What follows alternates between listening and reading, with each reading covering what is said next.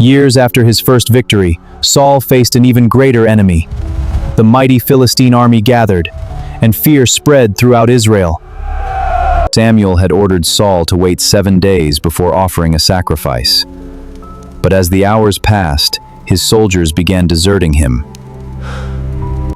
Unable to wait any longer, Saul took matters into his own hands.